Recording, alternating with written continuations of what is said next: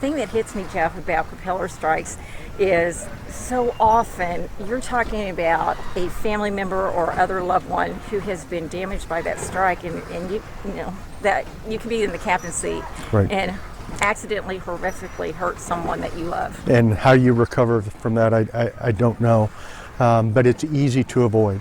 Anytime you're going to put somebody in the water, don't assume the boat's in neutral. Again, take the time to make sure the boat's turned off, make sure the keys are out of the ignition. As I grew up, I used to love to pretend I was driving a car. And, you know, with the keys there, children can turn the key on and start that process. So you've got people in the water, the boat's turned off, and the keys are put somewhere safe. When that boat is in neutral, that propeller is still spinning, right? It could be. When you go from forward to reverse and go into neutral, there will be a little free spin time. Honestly, by the time you turn the boat off and you get everybody ready to disembark the boat, or your tuber or skier ready to disembark, that prop will be stopped at this point. There's not too many situations I've ever seen where anybody is fully ready to jump out of the boat as soon as the motor's stopped. They should be sitting securely until the boat is stopped. There are some pretty simple ways to avoid these situations. So when it comes to propeller strikes, you really turn the boat off, put the keys up, and once you think everyone's back in the boat, before you turn that key back on, take one more look around. Yeah, right? do a head count. Yeah. Always do the head count.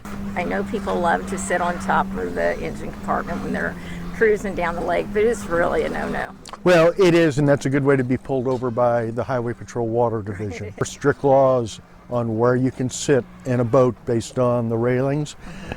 Some boats have the correct height railing on the front where you can sit on the bow, but on the back, you can't sit on the engine compartment, you can't sit on the swim platform while the boat is in motion.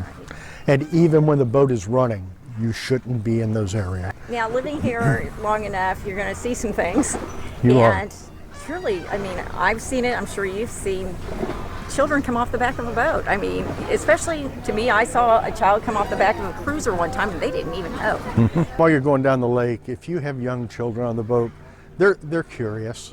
They're fearless, so you really need to take care of them. The law says 7 or younger should be in a life jacket unless they're in a cuddy area.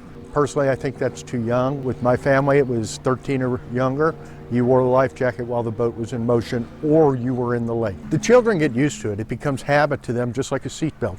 Nobody thought that would ever take. Now it's merely habit that when you get in a car, you click that seatbelt. If you get them into the habit that anytime they're near water, that they put that life jacket on. Too often we learn the hard way, and once again, that's why we're doing this, because we want people to learn before they have to face these horrific situations. Yeah, we want people to come to the lake, enjoy their time with us.